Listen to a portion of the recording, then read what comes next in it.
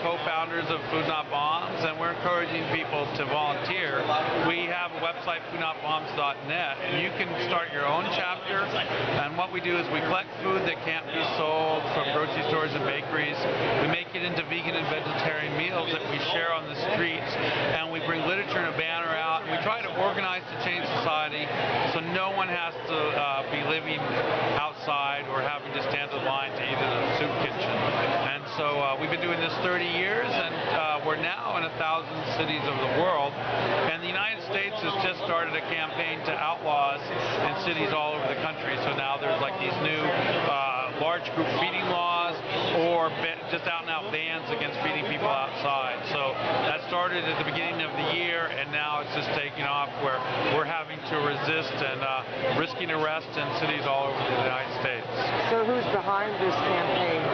It's our understanding. Not that I really have to ask. Yeah, well, we're fairly certain that this is Department of Homeland Security and FBI. We were declared America's most hardcore terrorist group in the fall of 1988, and we've been under scrutiny and had all kinds of problems with the FBI and Homeland Security, Border and Customs for many years. So we've been, having this issues a lot. And that's so cool. Oh wow, you got that from that's so cool, man. Thanks. So that's been a really interesting effort to try to organize. So today is actually a global day of action, April 1st, 2012, for the right to share free food. And the only other place that's bothering us other than the U.S. is Belarus has been arresting us for sharing food, and we just had our benefit concert raided in Minsk on Saturday, the 24th of March, and they're holding like 15 Food Not Bombs kids in jail there right now. And in Russia, we've been starting to get bothered, but it's mostly just the U.S. that's harassing us, and so we're trying to organize resistance against that. And people, again, can find out more about that at FoodNotBombs.net. So I'm Keith, and I'm Keith with Food Not Bombs, and we've been organizing against genetically modified foods for many decades, and it's actually probably the leading cause of global hunger is genetically modified foods, and that's because they are GMOs are a commodity now, so you're not allowed to save your own seeds and plant your own food and harvest it yourself, and so it's caused the problem where farmers are now having to get in debt just to buy the chemical activators and the seeds every season. And many people, Monsanto, for instance, which is one of the largest corporations manufacturing genetically modified crops, are buying up all kinds of other seed companies as well. And I'm from New Mexico. I have a small farm where we do organic gardening, and we're threatened. Our organic garden is being threatened by genetically modified crops because of the pollen and so on blowing into the area.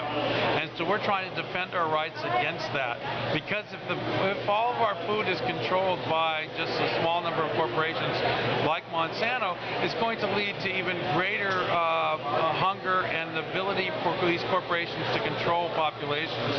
And we saw in 2007 Monsanto doubled the price of their seeds and of their activator chemicals, and this caused a dramatic increase in food prices, and as a result we ended up with there was riots in over 40 countries because of inability to have access to food. And the most shocking thing is, most recently I attended a lecture by Mr. Dr. Pang, and Dr. Pang is the head of the environmental health for the county of Maui, on the island of Maui in Hawaii. And he did a PowerPoint presentation that is online by Cultural Energy, has this on their website, and it shows that he talks about how not only the things I just referred to about control of food by Monsanto and these corporations, but as it turns out, the activator gene in a genetically modified crop can blow in the air, can be in water, it can be in the food that you eat. And if you you have a virus that oh, please don't take my pen. And that activator gene will end up could cause cancer, and they've noticed that there was a group of people that got cancer by breathing the activator gene in a long-grain rice experiment in Houston, Texas. And there's now major lawsuits happening in Iowa from people breathing the dust off of genetically engineered crops that is now causing cancers in people there. So even if you're not eating GMOs, if you're breathing GMOs, that activator gene could cause even dormant illnesses. And Dr. Peng believes that there are illnesses that have been evolved out of the human race and out of other species that are now going to be activated by the activator chemicals in genetically engineered crops. People also probably have seen the memo or may be aware of the fact that Monsanto will not allow genetically modified foods to be served in their cafeterias. And so that is a pretty outrageous thing. And there's a great movie about Monsanto, a number of movies. One of them, of course, is Food Inc., and then another just about Monsanto. Everybody should see them because it's a life-threatening situation, and genetically engineered foods must be stopped at all costs, or we're going to face global hunger and slavery, even worse than we already are, to the corporate interests. Well, it takes 10 times more water. 70% of the world's water is abused on these crops that take too much water. Yeah, they take too much water. They also are they're not nitrogen fixing. They're actually not like right now the U.S. is seeing a problem with GM corn because GM corn only survives like for about 5 or 6 years before it has to be modified so that it can continue to have the same amounts of crops. But actually, also most GMO crops are actually just funneled into meat production, and so that becomes that's also contributing to climate change crisis. So there's many reasons why we should try to organize against genetically modified crops. Millions against Monsanto. Yeah, millions against Monsanto. Sign the petition. There's also they're trying to make in California they're trying to get GMOs labeled, and we think if genetically modified foods are labeled, that will stop a lot of the production. Because most people really don't want them. No, people know that it's dangerous and don't want it, and are frightened by genetically modified crops. So what happened while you were in police custody at 8? Back in '93 and '94, I would be delivering food or coming home after the meal at Civic Center Plaza, and the police would pick me up, take me to 850 Bryant Street, and on the first floor they had this big room, a 2-story high room, and they would lift me by my arm, rip my clothes off, lift me by my arms and legs until my ligaments and tendons would be ripped, and then they'd lift me into a small cage that I later learned was called the stress position box, and just hold me in there for 3 days. And then at the end of 3 days, about 3 in the morning, they would lift me out of there, give me my pants, and then just push me out on the front steps of 850 Bryant Street to walk home. And they did that to me 3 times.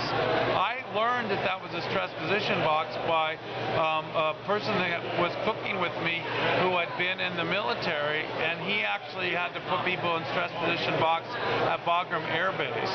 And so it's a military tactic. Yeah, and it turned out that also in Naomi Klein has in her book Shock Doctrine a description of the stress position box that was used in Vietnam, in El Salvador by the U.S. It's used now in Afghanistan, in Iraq, and has been used around the world wherever the U.S. is involved in conflict in these black prisons. And so it's basically they rip your ligaments and tendons, put you in there so that you're in extreme pain for the rest of your life. And so that's what they do. Tell us about your book. Yeah, along with being a co-founder of Food Not Bombs 31 years ago, I've written a number of books, and the most recent one is called Hungry for Peace, How to End War and Poverty with Food Not Bombs. And I spent the last 4 years writing it, and it just came out today on April 1st, 2012. And it's 182 pages that describes not only why one would want to organize against militarism and against hunger, but also it tells you how to prepare meals for 100 people or vegan meals for a family of 6. And it even has details on how to organize tours and marches and meetings and all kinds of skills that you would need for political organizing and to transform society. How dare you feed people? Yeah. No wonder they want to bundle you up. Oh, you terrorists. I'm kidding, of course. And of course we've been considered one of America's most hardcore terrorist groups since September of '88. And most recently there was a lecture that was on C-SPAN that I happened to see twice, where they compared the people sharing the vegan meals with the hungry to Al-Qaeda. And they said that the groups feeding the vegan meals in the parks was more dangerous than Al-Qaeda because the American public would think that money should be diverted from human needs towards, from the military towards things like education, healthcare, and stuff like that. And so they were fearful that the public would start to apply pressure that would result in there being less military spending, and that's what made us most dangerous. These cities are prohibiting you from serving food. Oh, well, I don't know the number, but I do know that it's we've got Santa Monica, we've been stopped in Los Angeles, Myrtle Beach, California, Dallas, Texas, Daytona Beach, Florida, Tampa, Florida, St. Pete, Sarasota, places you Fort need a Lauderdale, helicopter to get to. Yeah, Fort Lauderdale, also in New York City? Yeah, Houston, Texas, Dallas, Texas. Philadelphia is already banned us in the last week. So this is starting to happen. It started at the beginning of the year where all across America cities started banning the sharing of food outside in public. And that's becoming a really crazy problem for Food Not Bombs. So the only other places we're being bothered is in Belarus. Minsk Food Not Bombs has been stopped a bunch of times for serving meals, and we were just raided. We had a benefit concert where 100 people were arrested, and 15 Food Not Bombs activists were charged with hooliganism. And we've been getting arrested also in St. Petersburg, Russia, Moscow, and other cities for different protesting Putin